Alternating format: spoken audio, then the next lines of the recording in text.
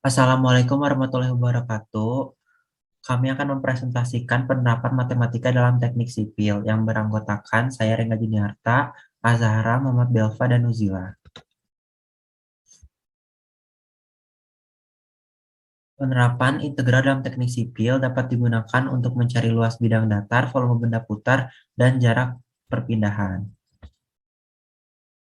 Yang pertama, luas bidang datar.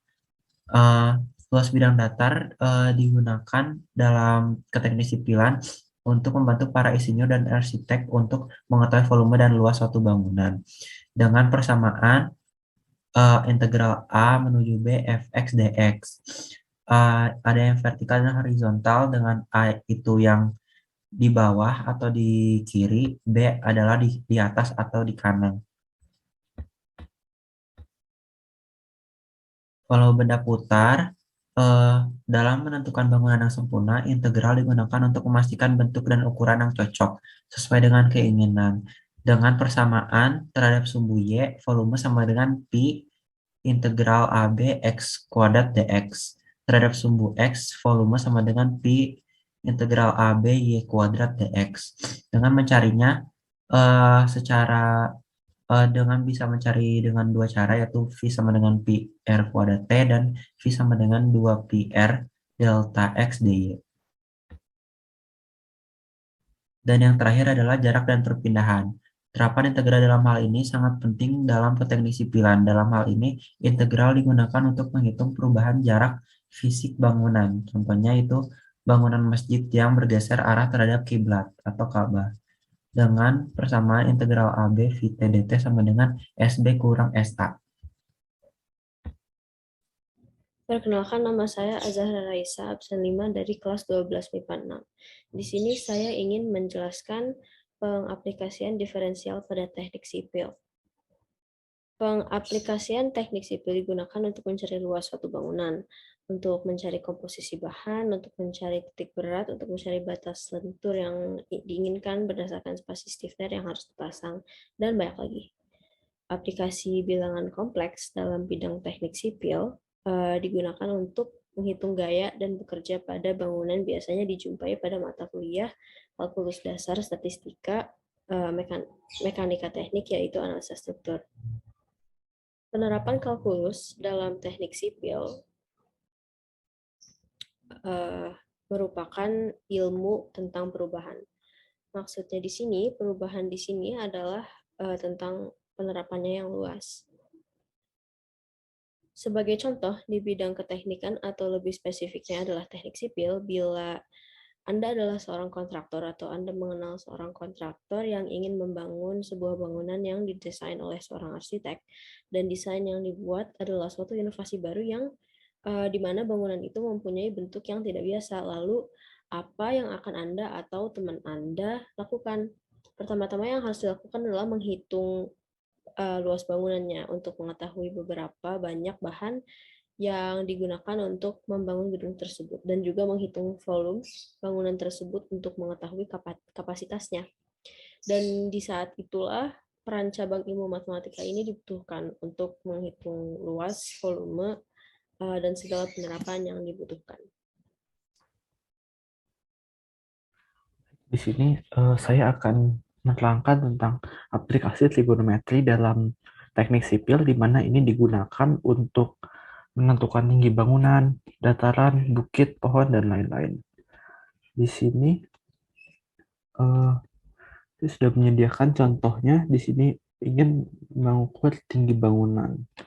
Nah, dari titik ini, misalkan dari titik ini ke titik bangunannya itu adalah 20, dan ada sudutnya 60 dari titik ini ke ujung bangunan. Nah, setelah itu di sini menggunakan yang sifat tan itu depan per miling. Jadi tan 60 sama dengan T per 20. Setelah itu tan 60 itu adalah 1,73. Jadi T-nya di sini dapat ditemukan yaitu 1,73 dikali 20 yang hasilnya 34,6. Nah, selanjutnya Di sini ada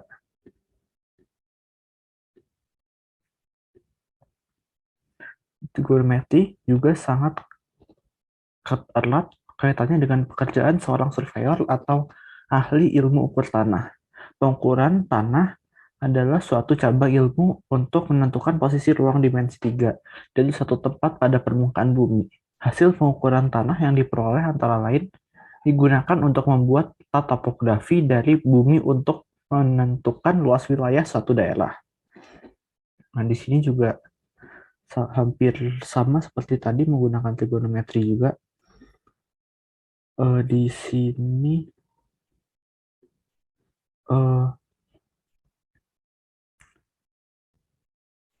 ini tuh kita menentukan si sudut di sininya, theta di sininya. Nah, itu menggunakan sifat cos seperti tadi. Tapi di sini yang diketahui itu yang di kemiringannya, panjang di sisi miringnya dan panjang di sisi alasnya.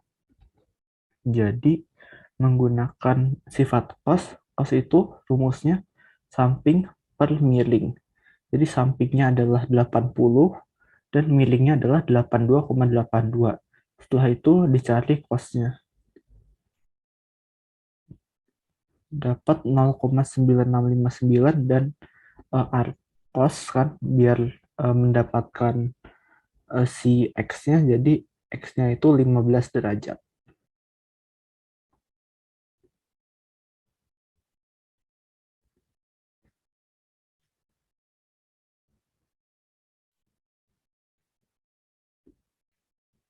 Bismillahirrahmanirrahim. Assalamualaikum warahmatullahi wabarakatuh. Saya Nuzila, absen 24 dari kelas 12 MIPA 6. Di sini saya akan menjelaskan penerapan vektor dalam bidang sipil. Sebelumnya vektor sendiri itu penjelasannya yaitu perhitungan untuk yang mempunyai nilai dan arah. Vektor digunakan untuk mengetahui perhitungan pasti dari rangka bangunan, contohnya pada penempatan pilar pondasi, kemiringan atap, momen balok, perhitungan pasti rangka, serta bangunan, serta menentukan garis siku-siku di lapangan yang banyak dilakukan dengan memanfaatkan dalil Pitagoras. Dan rumusnya ini adalah Ft sama dengan M X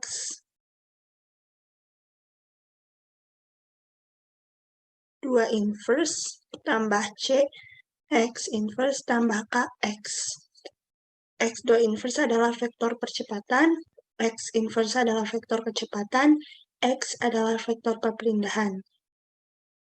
Sedangkan M, C, dan K masing-masing adalah matriks massa, redaman, dan kekakuan struktur. Kemudian ini ada contoh soal yang menerapkan Pitagoras dalam menentukan tinggi bangunan dalam bidang sipil.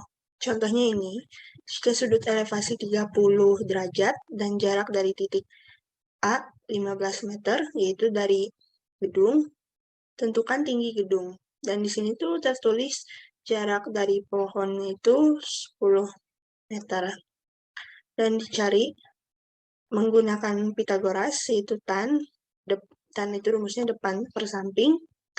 Jadi seperti ini, X per 15, kemudian dipindah ruas, X sama dengan 1/3 akar 3 dikali 15, dan didapat hasilnya X sama dengan 5/3 atau 8,66025 meter.